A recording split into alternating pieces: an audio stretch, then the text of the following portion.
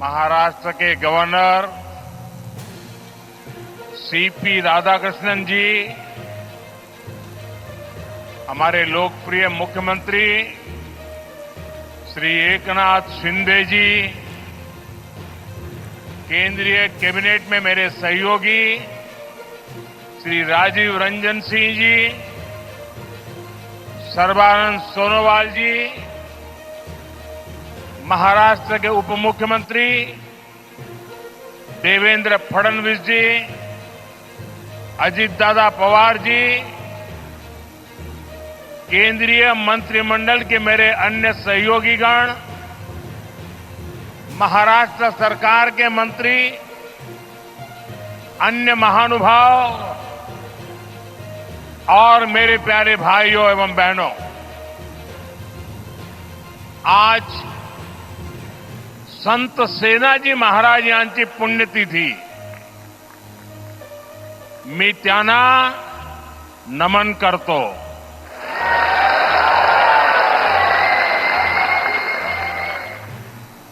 माझ्या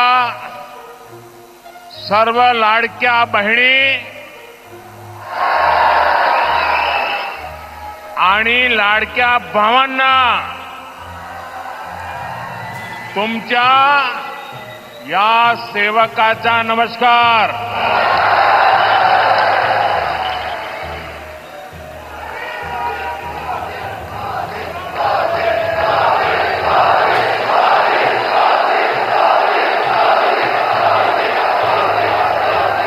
साथियों, आज इस कार्यक्रम की चर्चा करने से पहले मैं अपने हृदय के भावों को व्यक्त करना चाहता हूं. जब 2013 में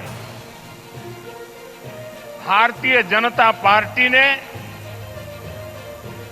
मुझे प्रधानमंत्री पद के उम्मीदवार के रूप में निश्चित किया,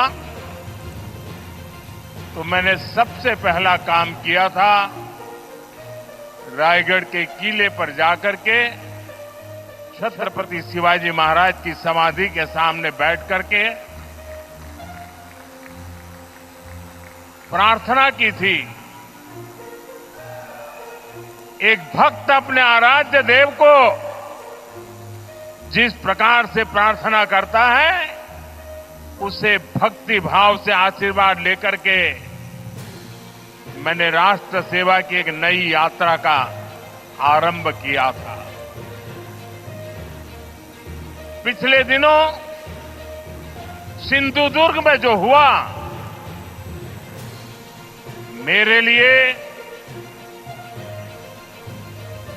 मेरे सभी साथियों के लिए छत्रपति शिवाजी महाराज ये सिर्फ नाम नहीं है. हमारे लिए छत्रपति शिवाजी महाराज ये सिर्फ राजा महाराजा राजपुरुष मात्र नहीं है. हमारे लिए छत्रपति शिवाजी महाराज आराध्य देव है.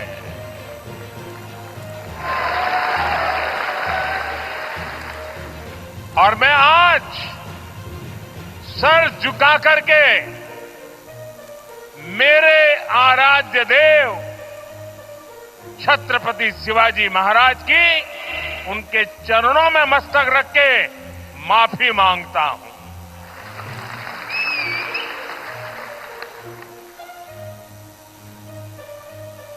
हमारे संस्कार अलग है.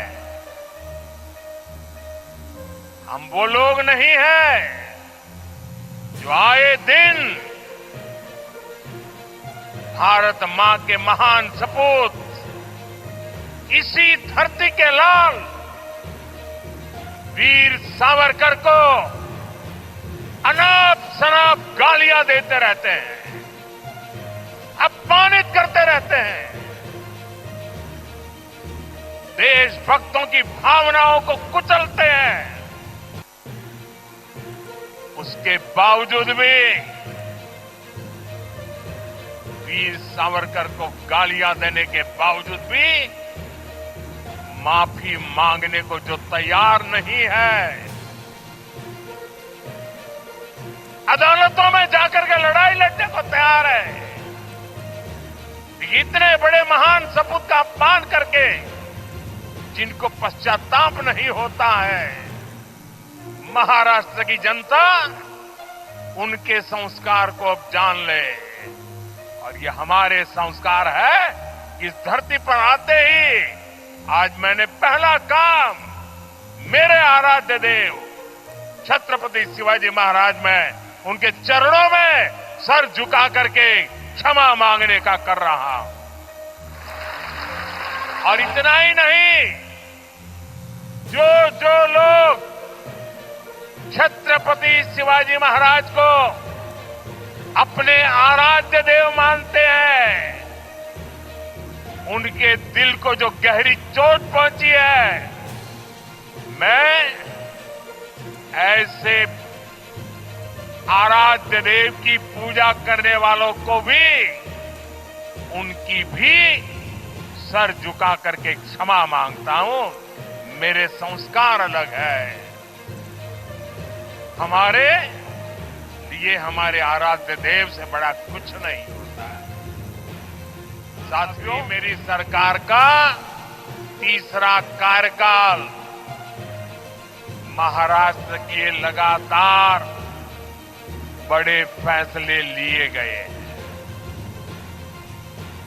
महाराष्ट्र के पास विकास के लिए जरूरी सामर्थ्य भी है, संसाधन भी है। यहां समुद्र के तट भी है। इन तटों से अंतर्राष्ट्रीय व्यापार का सदियों पुराना इतिहास भी है। और यहां भविष्य की अपार संभावनाएं भी है।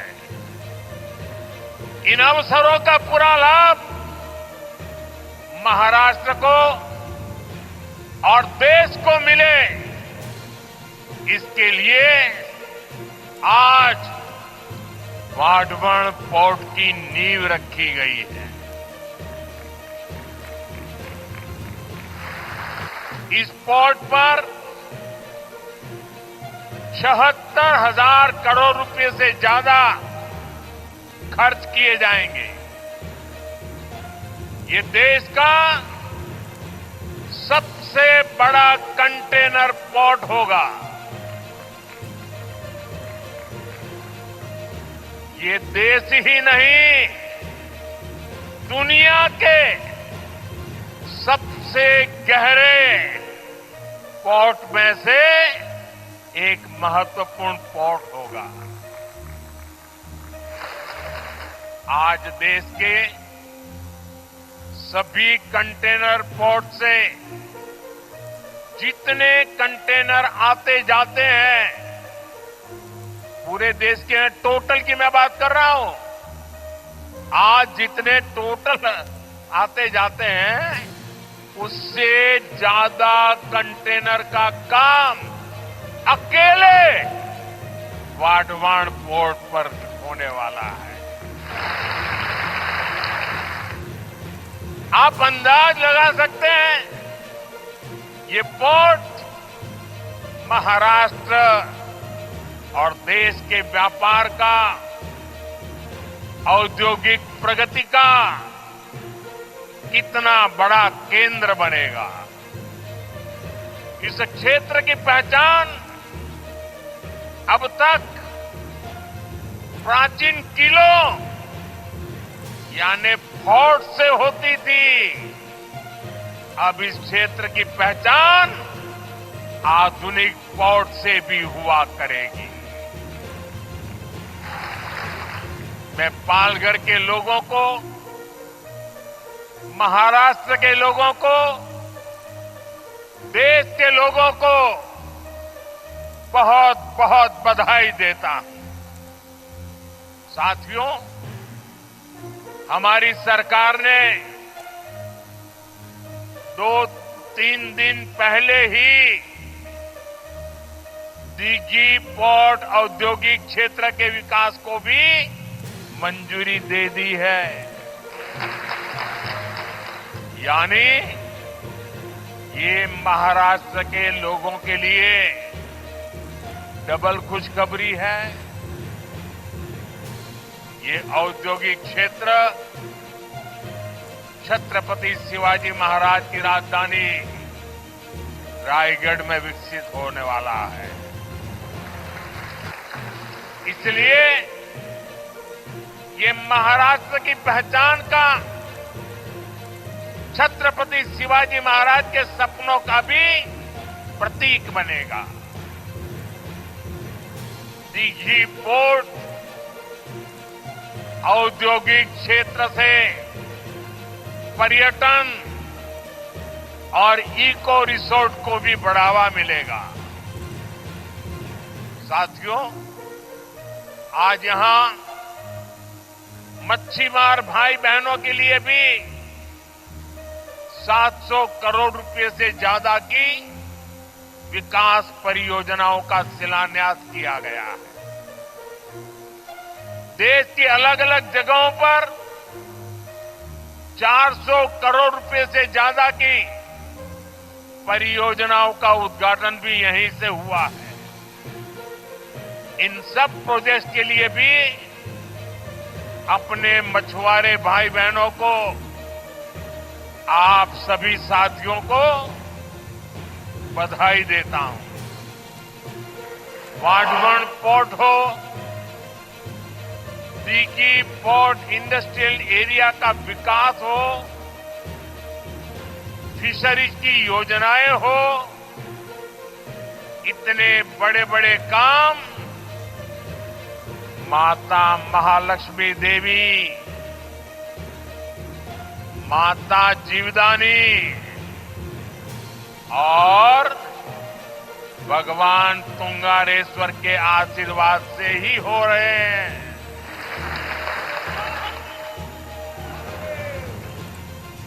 माता महालक्ष्मी देवी, माता जीवदानी आणि भगवान तुंगारेश्वर यांना माझे शत शत नमन। साथियों, एक समय था जब भारत को विश्व के सबसे समृद्ध और सशक्त राष्ट्रों में गिना जाता था। भारत की समृद्धि का एक बड़ा आधार था भारत का सामुद्रिक सामर्थ्य। हमारी इस ताकत को महाराष्ट्र से बेहतर और कौन जानेगा।